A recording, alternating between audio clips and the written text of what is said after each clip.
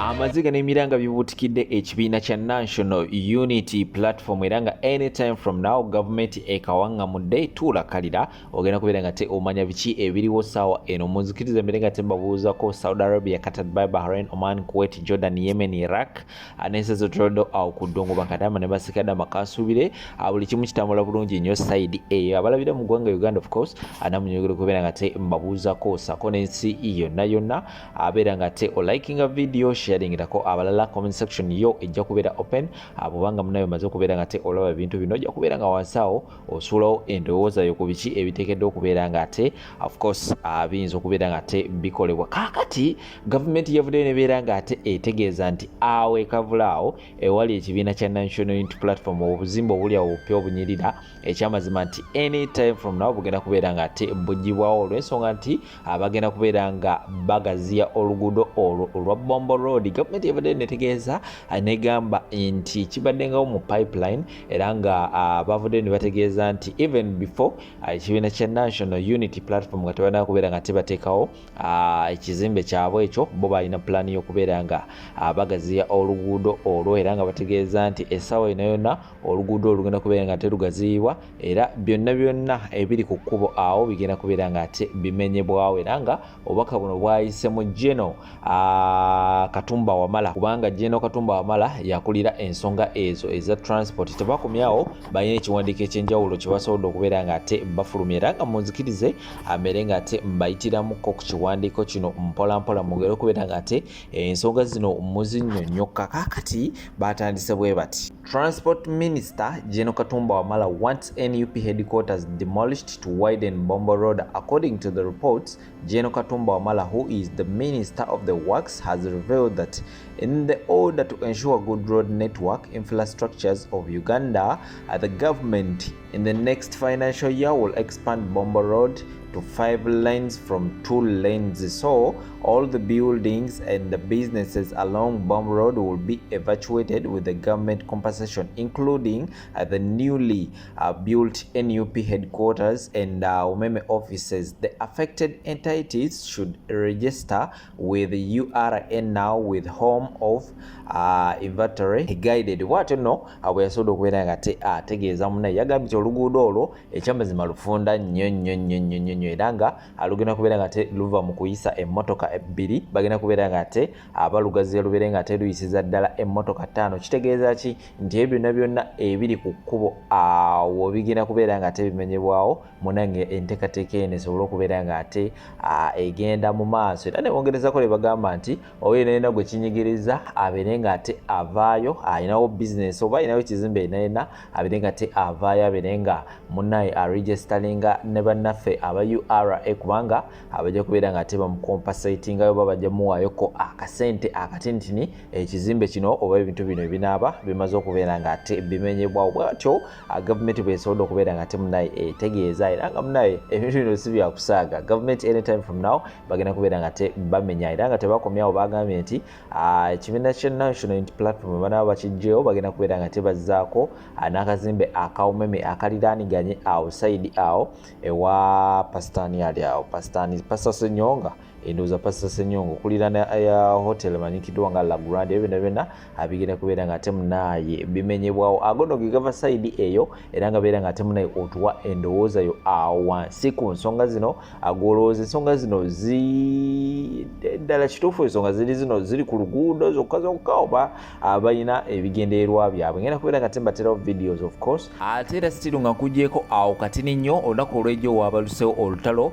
wakati wa mutabani w'omukulembeze w'eggwanga lino Uganda omwami General Muhoozi Kainerugaba asako ne ambassador ow'eggwanga erya United States of America era nga ebintu bino byatandisewo biti omukulu yavuddeyo nabeera nga te agenda wali ku mikutu gye egya social media n'abako obubaka bwateekayo era nga munzikiriza mbere nga te mbubayitiramuko wano mpolampola yatandisewo ati yagambye nti if this current US ambassador does not apologize to Mzee personally by Monday morning wakati mu bracket nabeera nga te ateekawo nti 9 am oba ssaawa 3 ez'okumakya for easy and diplomatic behavior in our country we will demand he leaves Uganda.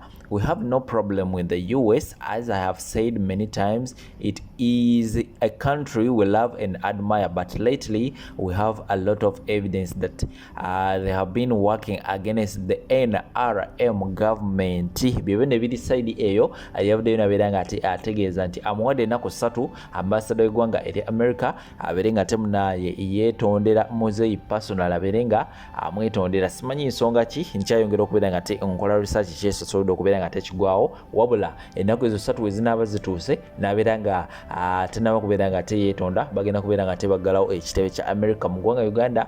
Sinakiddi n'okubeera nga omukulu ono essaawa zino agenda kubeera 3 ez'okumakya ajja kubeera nga ali ku nnyonyi eya American Airways ng'emutwala direct mu ggwanga lya America wano mu ggwanga Uganda ajja kubeera nga temunaye agobeddwa. Zezo nno ensonga ezigenda maaso side era ng'ensonga zino zatuuse dda ku mmeeza ey'omukulembeze w'eggwanga erya America omukulu amanyikiddwa nga Joe Biden. Byonna binaaba bivuddeyo of course nja kubeera nga mbibaleetera, wabula ekiriwo ssaawa eno yo tweet yamaze n'abeera nga temunaye agijjayo. Simanyi nsonga ki yatetedde kubeera nga agijjayo, naye nga byonna binaaba bivuddeyo nja kubeera nga temunaye mbibategeeza. Liking a video, sharingirako abalala, yo comment section nja kubeera open, subscribinga just in case nga obadde tunawa kubeera nga subscribinga. Wansi namba y'essimu eriwo Sheikh Ashraf musomi wadde wabeera nga omunoonyako. Side eno endala Habibu airport pickup nabo we bali nnyo of course ku nsonga ez'okubeera nga temunaye bakukima ku ssayi n'okubeera nga bakutuusaayo yonna gye wendagadde okubeera nga otuuka mu budde nkomawo n'amawulire amalala mangi nnyo of course temuvaawo.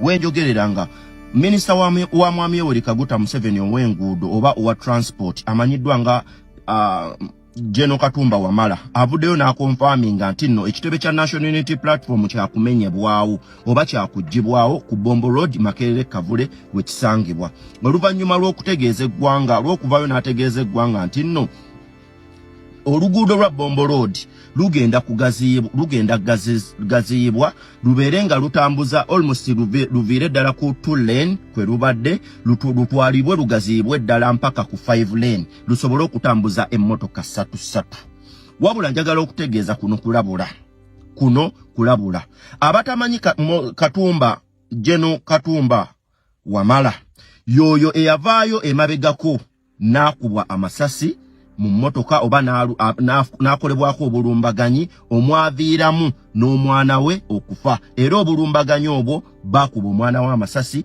ye n'asimattuka ng'owa bodaboda ye yamuddusa mpaka mu ddwaliro. Wenjogerera Mukama Katonda n'amusaasira n'asigala ng'akyakomba ku ttooke. Olunaku lwaleero avuddeyo n'akikakasa nti ekitebe kya National Unity Platform kyakuvaawo oba kyakuggyibwawo ne bizinensi ezi zonna eziri ku luguudo lwa Bombo Road, wabula kuno kutegeeza na kulabula.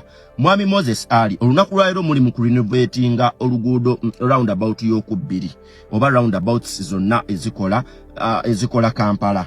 Roundabout y'okubbiri mu luvannyuma lw'okugirenovatinga tukiraba bulungi nnyo nti nno oba muli mu kugirenovatinga ng'etambuza emmotoka 2 bwe mubanga mwabadde mwagala ekintu ky'okugaziya oluguudo lwa Bombo Road lugendere ddala ku 5 lane nga lutambuza emmotoka 3 mwandibadde mukola roundabout y'okubbiri nga naye etambuza emmotoka mmeka 3 ate ekyo tekyandivudde ku Bombo Road kukka wanditambulidde ddala kuviira ddala eri gye lutandikira ne lujja nga lutambuza emmotoka mmeka 3. So mukulu gundi bwabanga Robert Kyagulanyi Ssentamu abalumi omutwe n'ekitebe kya National Unity Platform kubanga tukimanyi bulungi nnyo mukama wammwe Mwami Yoweri Kaguta Museveni Bombo Road kwayita buli lunaku almost asiba emmotoka z'abantu abalwadde ne bafiira mu makubo ne bafiira mu ambulances ase business ku Bombo Road olw'ensonga nti buli bw'abayitawo bataaba SFC ne basiba ekkubo ne basiba business z'abantu ne basiba n'abantu okutambula. Kati tukimanyi bulungi nnyo nti ekyo kimulumya omutwe,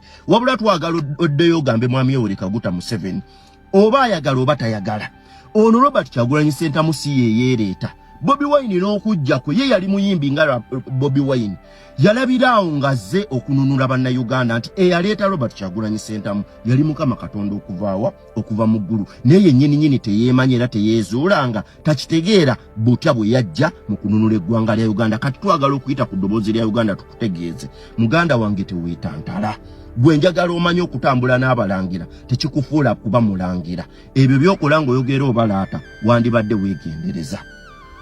point eyokubiri egenda wa prime minister wa Mwami Yoweri Kaguta Museveni amanyiddwa nga Robinah Nabbanja. Robinah Nabbanja avuddeyo n'agamba nti no million 2 ziba abantu bo mu Kiteezi zimala. Oluvannyuma lwa Joel Ssennyonyi leader of opposition okuvaayo n'agamba nti million 2 ziba abantu bo mu Kiteezi tezimala okusinziira ku ssente zibawa abantu oba abayimbi. N'abasaba bongere ku ssente ezo. Wabula Robinah Nabbanja okwogera nga abalaata avuddeyo n'agamba nti nno bwe muba mulaba nga tezimala nammwe mwandyongeddeko oba muweeyo muzimulaba nti zimala okuyamba abantu bo mu Kiteezi. Mukyala gundi bino si bya buvubi oba si bya bavubi, bino bya bukulembeze na kuyamba bannayuganda. Gojja kulowooza nti nno bw'oyogera ng'obalaata nga naawe otambula n'abalangira ofuuse mulangira, awo waaliwo ne ba prime minister abakusinga, waliwo n'abakusinga. So mukyala gundi weewummuzeeko akuuma omuteregga. Yes, mbalamusizza nnyo baganda bange mwenna. Assalamu alaikum wa rahmatullahi wa barakatuh. Tugenze mu serious politics. Omwami Katumba Wamala njagala owulirize video eno. Katumba Wamala, omanyi mu abasajja ate naddala mu abasajja abasembeza Museveni okujja mu Buganda okujja mu Uganda. Mwami Katumba Wamala, njagala okugamba mubamu Museveni be yateeka ku listi okubeera nga bwafa bayina okuba nga tebaliiwo. Listi eyo erinnya lyo lya kusatu. Nkiddamu, mu bantu Museveni be yateeka ku listi okubanga toliiwo erinnya lyo lya kusatu. Kati Katumba Wamala nkulaba weesiriwaza. Omanyi bannange, nze nga nkula nawuliranga Samson Kiseka yayogeranga ebigambo, n'ayogera ebigambo, n'avuma ba kitaffe nga tuli bwana buto. Museveni gwe nga wakajja mu buyinza naye kati labya n'ebirevu, kati ebirevu oyinza okulowooza nti tuli basajja ba myaka 7 oba 6 oba mmeka. Naye Katumba Wamala kati bakukozesa oyogera ebintu eby'ekisiru. Katumba Wamala wano we baakukuba amasasi, aga amasasi erye essasi lyali menti okubanga likwata ggwe. Naye olw'okuba Katonda ffe Abasiraamu tugamba nti Allahu Akibaru, Katonda w'amaanyi, essasi eryo ne likwata muwalawo. Katumba Wamala ofungule omutwe gwo, oggule omutwe gwo, omanyi nti abasajja booli nabo. Kati Katumba Wamala weekozesa ebyobusiru, bakutumye okole ebyobusiru. Katumba Wamala ekitebe kya Nuupu ekiri Kavulaawo mbw'oyagala kugezza luguudo, maama weebale nnyo, weebalire ddala. Naye nze kye mbadde nsaba, wandibadde osookera ku Garden City. Garden City ogiraba weeri awo, eri ku Golf Club. Golf Club simanyi oba ekyaliwo. Garden City eyo gy'olaba eri mu lutobazi. Naye basajja mmwe amazima ga Katonda mu ggulu mwesiriwaza. N'olaba agasajja agakulu, agasajja ga Nnayuganda, n'olaba ogusajja gommawo, n'olaba ogusajja gompuuga, n'olaba agasajja agategeera. Bino ebintu bwe byogerwa bano abasajja abaali bawuuta eminyira. Bino ebintu bwe byogerwa bano abasajja abaali babeera ku nsalosalo. Bino ebintu bwe byogera bano abasajja abeesiiganga omuzigo ng'ate ffe tugulya buli. Seewuunya. Nze Museveni bw'avaayo n'ayogera ekintu, oba omuntu bw'avaayo n'ayogera ekintu nga abo seewuunya. Naye gwe Katumba Wamala, njagala okukugamba nti muprovokinga Bobi Wine, naye njagala okubakakasa Bobi Wine temugenda kumufuna. Katumba Wamala mmanya nti oyinayo abaana bo abali eno mu diaspora. Katumba Wamala singa tunaakutandikako, naye newe Museveni akutumye okasuka ejjinja mugundi. Njagala okukugamba gwe bwe mma mwanoonya ekinajjako Uganda, bwe mma munoonya kwegamba mwagala okutumezaringa amaanyi gaffe genkana gatya, then mutandika otusonga olugalo. Waliwo olugalo olwo lwesusobola kukozesa wano kubanga I respect aba followers bange, naye mutandika okutusongayo olwo olugalo olwo. Bwe mma mwagala olugalo olwo okulumanya mulubuuze Kenzo. Bwe mma mwagala olugalo olwo okulumanya mululubuuze Andrew Mwenda. Naye mutuprovokinze, naye mujja kutufuna. Katumba Wamala, Katumba Wamala. I've been in Uganda. Naddukako nenva nene Uganda nengende TZ bannoonya nga sisobola na kusula mu nnyumba gye nsasula rent. muli eyo mumukeera mumanyi teri Museveni wagenda kujja day in day out nina emisango gikyali ku police but I was fighting in Uganda nkedde ku macha ngambye bannaye enough is enough nkoze damage mungi ku bulamu bwange I couldn't do a business nenjituulamu for a month because manyi bannoonya newe ngenda ku gatherings ngenze kuzika ngenze kukola kintambula ne mask. Do you know what that means? Kumwena abali eyo kukyero wali watambula ne mask kubanga aranirira nobu ate nvuddeyo mbagambye ebintu mbivuddemu because of the damage because of the ebintu. My simple advice to my little sister, I don't know whether nkusinga obukulu oba nsinga obukulu ekyo siri sure naye amagezi gengendo okuwa gokka is to lie low like an envelope. Bwebera baluni jigyemu omukka bwe gubeera mupiira do the same kubanga tosobola kulwana n'abaana bonna. Nze akugamba bino 47 years serving nandi ku media eno tosobola gireetako kifuba muntu omu mosso the moment wosalawo otapinge ku masanyalaze ageno agefeezi 8 you cannot. Ogenze noyogera ku nsonga za baali bampamba nengende Kenya nga sobola kusula mu nyumba gye nali nesasulira nengende Tanzania nyambala maski ne banyima emirimu ne bakola biki toddamu kwemalako mirembe. Kano obadde obatoka manyi kati kajje kunze nze akugamba ndigonya muganda wange gonya bwe kugamba nti ebyennyanja biweddeyo mu nnyanja kiriza kuba gyesula kati gosula ku lukalu. Bano abasajja bwe baba bakwagala the moment we are picking an interest mugwe as long as oli mu Uganda baba bajja kufuna chali wajja kakuvunulira nti the moment these people pick interest in you nti bakwetaaga ne bobera mu Kabuli as long as oli mutakali ye Uganda ba mu space ye Uganda baba bajja kufuna tekibatwalya na second years okufuna awo mukazigo woli. So toddamu kwerimba nti nekweka tosobola kwekweka na buli muntu yenna abadde ali ngalowooza osobola okwekweka.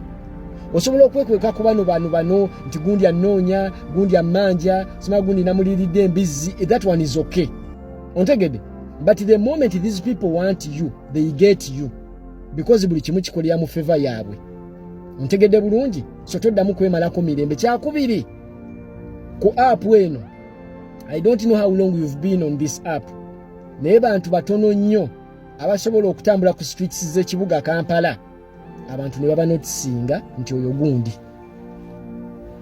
obanka kuddiremu simanyi oba ogenda nyiiga naye kati kino kye bayita bitter truth omanyize ndi bampita namwatulira nkugamba ebyo by'olina okuwulira si by'oyagala nti ku app eno oba ku media kuno bantu batono nnyo abasobola okutambula ku streets z'ekibuga Kampala omuntu n'akutunuulya n'agamba this is so and so andi mwaba abatono benjogeddeko toliimu ontegedde kyentegeeza toddamu kwemalako mirembe banoonya ne banoonya. Kyakubiri ngezezaako okunoonya ensonga eyinza okunoonyesa gavumenti ya musabba sigiraba because we baba bantu bakunoonya bwe kiba nti banoonya bantu ndowooza senga nze wano siriiwo mu Uganda bati mwendi ontegedde nti bwe baba bakwagala bakufuna ontegedde bulungi. So toddamu kugamba nti nenemalako eddembe mu gatherings ne banyima emirimu ne bakola ebyo byonna weemalako mirembe tambula freely because tewali akumanyi ontegedde bulungi. Sigezaako kuvoola sigezaako kunafuya naye kino mugenda kunjulira ku app eno bantu batono nnyo abasobola okuyita emakindye nga batambuza bigere ne bagamba nti oyo ye gundi era mu abo abatono benjogedde ring light toliimu. I'm sorry simanyi linnya lyo bulungi ring oba light I don't know onansonyiwa bwe mba ndyogedde bubi but mu abo abatono benjogedde toliimu. So please don't get bothered with the people. Ekisemberayo ddala agamu ku mateeka agafuga okulya essente z'abasajja bw'olya ssente z'abasajja teweegaana era ezo nabagamba nti olunaku lwe ndirya akasente k'abasajja sijja kwegaana nja kuvaayo mbagambe nalidde. So please oba walidde oba tewalidde you just have to lie low like an envelope. Keep quiet because ojagendya kweri toni eri abantu gye bagamba nti oyo Louis simanya Louis oyo akina akuba pala biki muganda wange the moment you tap to this side bajja kuyuzaamu wakati. I'm telling you this bajja nakujjukiza embize yabula kulumberwa sengaawo lwotagendako bagambe go wajibba bajja kujjukiza sapatu ezabula mu kumanyagana. People have information, that is what I know.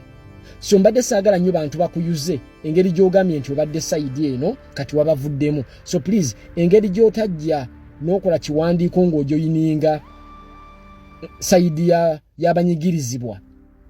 Tubadde obanze nalisuubidde nti tubadde tukusuubira obutaddamu kukola vidiyo ng'ogamba nti onyize exit. Oba ntegeerekeka nti olina vidiyo yonna ng'ogamba nti kati njoyinize. Bweba gyeri it is okay gwe mutuufu ogamba nti nno kati nyize exit. Naye bw'oba tolinayo vidiyo ng'eraga nti wali ojoyininze era tubadde tukusuubira obutakola vidiyo eraga nti nno kati onyize exit, obadde osirika busirisi n'ovaako.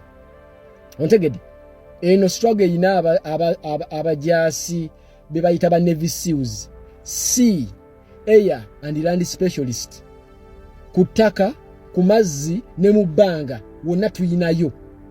It is just a matter of deploying. Fe tusalawo ne tugamba kakati owawa America kuba, kati UK kuba, omukatali akube, omusaudi akube, Dubai akube, wano ku ground bakube. We can deploy. So bw'ovaayo n'ogamba nti onyize exit, it is very okay. Naye kye sikuadvisinga totaanuula ntalo n'abantu kuba tojja kumalako. Moso senga tunasalawo okukwata ku mapeesa gali gennyini. You cannot, I'm telling you this. Olutalo lwasooka oyinza oba waluwangula naye ba superpower baali mabegawo.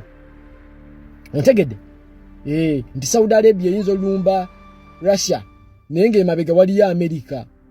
So olutalo lwonna walutwala nga walutwala, but superpower zonna zaali mabegawo. But the moment superpower we zijjayo ebikondo byazo ne bigamba kati zivuge, muganda wange ejjabeera wiiki emu oyinza ogiyita ebyasa bye1400 ebya Nabi Muhammad wagenda okukomerawo ne Yesu Kristo mukama waffe. So my simple advice is layiro like an envelope. Ensi tosobola gireetako kifuba. Nze kino akigamba nali ntesitinzeeko ku bukambwe bw'abana abaana. Tebakubirangako nnaku 2 n'olowooza nti bakubidde ennaku 4. Ontegedde? I'm telling you this out of experience. You cannot. Senga balakisi zonna zinajjayo ebyokulwanyisa. You cannot. Ate nga tezisobola kubijjayo buzo zonna. Era bakwatako kapisi ne kakwandulinga paka wogenda wansi. Kitegeeza ziri wini zonna ogenda bozifiiriddwa. Bw'oba struggle wagivuddemu, it is very okay. Oba babadde tebakuwa mirimu, simanyi opportunity zonna, it is good nti kati opportunity ogenda kuddamu ozifune. So just playing cool. Layiro like an envelope.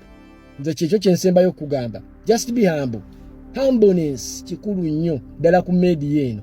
Because senga tunaddamu ne tudda mu bya ABCD muganda wange tujja tuka ku Z nga tokyalabika.